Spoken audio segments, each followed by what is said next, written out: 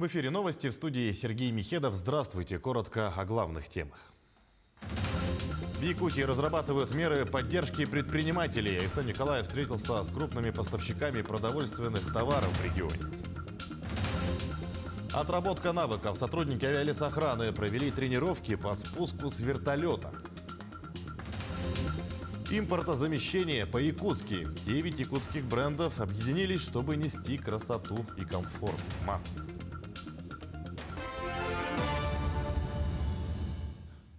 Фракция ЛДПР в Госсобрании «Ил-Тумен» готова в приоритетном порядке поддержать дополнительные меры по поддержке граждан и бизнеса в условиях новых ограничений. Айсан Николаев провел рабочую встречу с координатором якутского отделения партии ЛДПР Гаврилом Парахиным. По мнению Парахина, главой и правительством республики в условиях новых ограничений приняты выверенные решения по поддержке бизнеса, сохранению производств и рабочих мест, сдерживанию цен на продовольственные товары, снижению налоговых ставок. Лидер фракции ЛДПР в Якутии также отметил, что полностью поддерживает решения, которые принимаются в республике в условиях новых ограничений, особенно оказание помощи жителям Донецкой и Луганской народных республик. Глава Якутии также провел рабочую встречу с сенатором Егором Борисовым. Сенатор доложил главе о промежуточных итогах своей законотворческой деятельности, инициативах и разрешенных задачах. Егор Борисов озвучил, что полностью поддерживает решения Айсана Николаева, направленные на поддержку населения и экономики региона в условиях новых ограничений. По мнению Борисова, за последние годы главой республики приняты системные меры по поддержке жителей сел, занимающихся личным подсобным хозяйством. На встрече также обсуждали вопросы участия республики в приоритетных федеральных госпрограммах и проектах, развития в Якутии механизмов сельхозкооперации, а также транспортного комплекса. Кроме того, глава республики встретился и с представителями крупных поставщиков продовольственных товаров. Ключевыми на повестке дня стали вопросы деятельности предпринимателей. На встрече коснулись ситуации с изменением цен, в частности, их повышения от производителей, которое сложилось в центральной части и южных регионах страны. Говорили и об использовании мер региональной поддержки, в частности, финансовой. Механизмы такой поддержки правительство региона сейчас разрабатывает.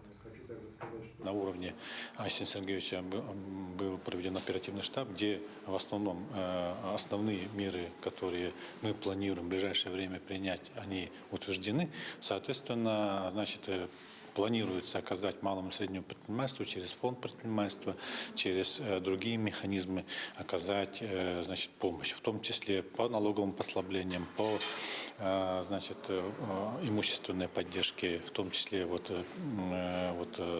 перенесли оплату имущественной поддержки с 22 на 23 год. Сегодня был решен один из самых таких вопросов, которые предприниматель поставил перед главой, что на оперштабе вопрос стоял об увеличении перечня торговых надбавок на перечне социально значимых продуктов. То есть у нас в городе Якутске такой перечень состоит из 13 наименований, было предложение увеличить до 28. На что Айсан Сергеевич четко отреагировал, что никаких таких увеличений перечня не должно быть. В принципе, мы с этим согласны, поэтому для малого и среднего предпринимательства это очень хороший знак, и в принципе этим мы остались недовольны. Между тем, глава региона дал поручение Минпреду республики проработать вопросы с федеральными поставщиками продовольственных товаров первой необходимости, а также готовить обращения по тем или иным проблемам в адрес Минпромторга России. К другим темам. Региональный научно-практический центр «Фтизиатрия» в рамках реализации в Якутии пилотного проекта «Облачная поликлиника» с начала года провел более 500 консультаций. Все они прошли с использованием телемедицинских технологий. Что это такое, выяснял Дмитрий Тымыров. Как сообщают врачи научно-практического центра «Фтизиатрия», пилотный проект «Облачная поликлиника» хорошо заявила о себе в период пандемии, так как из ряда ограничительных мер им пришлось практически все консультации перевести в онлайн-режим работы. Вообще надо сказать, что облачная поликлиника была внедрена в 2018 году, но широкое внедрение получило в период пандемийных мероприятий. То есть, когда были введены ограничительные мероприятия, а наши пациенты, как известно, имеют слабый иммунитет. Поэтому мы 2020 году активно начали работать с данным приложением. То есть это и заочная консультация, видеоконтроль лечения, и другое. По словам врачей, использование новых технологий дает возможность минимизировать личные контакты врача и пациента, что также немаловажно для больных туберкулезом. Использование приложения «Облачная поликлиника» проста в работе, как и сам алгоритм ведения консультаций с пациентами. Алгоритм работы такой, что пациент, сидя дома, то есть описывается на онлайн-консультацию, данные поступают в регистратуру, и регистратор уже направляет к лечащему доктору. Лечащий доктор назначает время и дату онлайн-консультации. С начала этого года врачами-фтизиатрами уже проведено более 500 онлайн-консультаций. Это не только среди жителей столицы, но и всего региона. Также врачи проводят такие консультации и для своих коллег. Они проходят здесь практически каждый день. Вот сегодня у нас идет сеанс связи по телемедицине с врачом, районным фтизиатром Татинского улуса, который нам представляет своего пациента. Пациент, значит, закончил интенсивную фазу лечения, то есть он пролечился непосредственно в условиях района, получил 60 доз химиопрепаратов, и у него, насколько я знаю, положительная динамика рентгенологическая, и у него прекратилось бактериовыделение. И вот мы, посмотрев все это, врач нам это все рассказал. По телемедицине можем посмотреть вот непосредственно компьютерную томографию, тут же по программе «Архимед», сравнить, что было и как стало. И мы выносим решение уже переводить пациента на фазу продолжения. Сегодня все учреждения здравоохранения реализуют у себя на местах этот пилотный проект. По данным Центра фтизиатрии, телемедициной охвачены 76% районов Якутии. Пока такой сервис работы недоступен в отдельных северных и арктических улусах. Но это вопрос лишь времени, ведь сегодня региональное министерство инноваций решает данный вопрос, и в скором времени телемедицина и облачная поликлиника заработает и там. Дмитрий Тымыров, Григорий Охлопков, Якутск. Идем далее. Сотрудники авиалесохраны провели тренировки по спуску с вертолета. Учения прошли в соответствии с подготовкой к пожароопасному сезону. Такие занятия проводят ежегодно. Отметим, что в этом году увеличит охват активно охраняемой территории, в том числе за счет открытия 3 новых авиаотделений в Аймеконском, Тампонском и Верхнеколымском районах. Тренировки проходят по программе подготовки «Парашютист-пожарный». Она также включает теорию, сдают письменный экзамен. Всего 72 человека отработали спуск по веревке с вертолета Ми-8. Сегодня мы проводим тренировку. Здесь, значит, присутствует Усьмайская, Мгинская, Чульманская, Верхневилюйская, Ленские авиаотделения. Значит, зачеты и экзамены они уже сдали теоретические. Сегодня воздушная тренировка с вертолета Ми-8. Спуски. Постоянный состав, значит, выполняет по 5 спусков. Те, которые вновь принятые, у них будет по 7 спусков, как они перворазники. А в дальнейшем, значит, с понедельника начнутся воздушная тренировка самолета Ан-2. Это парашютистов пожарных. 255 лет исполнилось Батаринскому наслегу, и находится он в самом центре Мегино-Кангаласского улуса. Там появились на свет много выдающихся якутян. Например, в декабре прошлого года Якутия отмечала столетие со дня рождения участника Великой Отечественной войны, первого из народа Саха, героя Советского Союза Федора Кузьмича Попова. О подвиге героя Попова жители Якутска смогли узнать в Доме дружбы народов на праздновании Дня Батаринского наслега. Сельчане юбилейное событие посвятили Году культурного наследия народов России, столетию якутской автономии и Году матери в республике. В Доме культуры дружбы народов проводим батаринские дни. Это 2 наслега, получается. Это первый батаринский и батаринские наслеги. И здесь мы проводим выставку.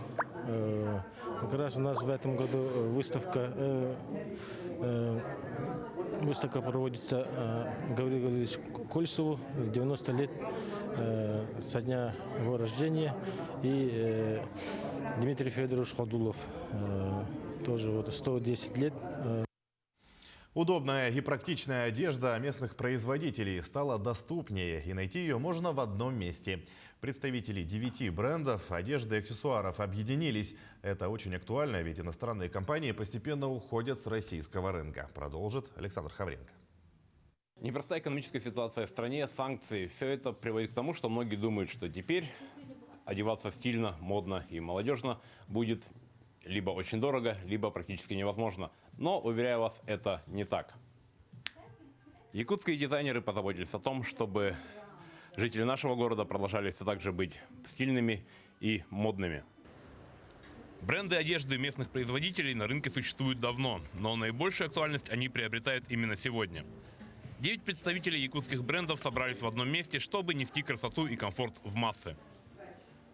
Эта одежда отличается, кажется, от всего именно тем, что она местная и что она подстроена под менталитет наших женщин, под физиологию, анатомию наших женщин, что мы все здесь собрались, да, воедино, скажем так, именно для того, чтобы продвигать эту идею того, что дизайнерская одежда может быть еще и носибельной, доступной, да, и что ее может, ну, то есть в плане там бюджетной даже, да, в какой-то мере, что мы стараемся придерживать цены для того, чтобы каждая девушка могла себе позволить это. Бренду Knit & Fit в апреле исполняется всего год, но за это время одежда дизайнеров компании уже полюбилась якутянам. Начинали мы с базовых спортивных костюмов, из швейного трикотажа и потихоньку расширяем свой ассортимент на вязаный трикотаж, на базовые модели не только со спортивным уклоном, но концепция бренда – это трикотажные, удобные, комфортные, стильные вещи для женщин и для мужчин также. Спортивные костюмы они стали очень популярны во время пандемии, когда все сидели дома, когда все старались одеваться более, в комфортную одежду какую-то. И сейчас эта тенденция до сих пор идет. Большинство вещей шьется в Якутске, но иногда дизайнеры привлекают российские пошивочные или вязальные цеха. Как это делают представителей бренда «Три дизайнера». Бренд позиционирует себя для успешных женщин, которые любят красоту, уверенность в себе. В основном мы специализируемся на трикотаже.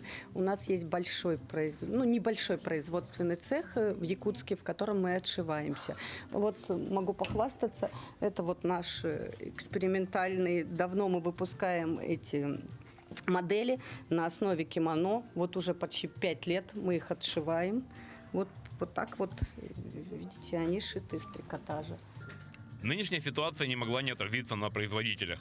Ткани для одежды закупаются либо у российских поставщиков, либо напрямую за рубежом, и цены на них зависят от курса доллара.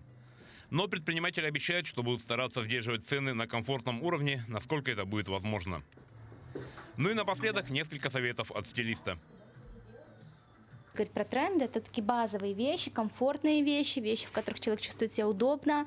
Варианты сейчас такие вот свитшоты с вот такими вот замками, да, по горлу очень актуальны. Дальше, говоря о комфорте, о цвете, то сейчас в тренде природные оттенки, максимально яркие, максимально приближенные к реальности, да. Но особенность именно вот такой одежды в том, что она универсальна, потому что если мы дополняем, допустим, такой образ уже какими-либо допустим, деталями, аксессуарами, мы добавляем, да, к таким вещам уже аксессуары какие-то интересные, то у нас получается совсем другое прочтение.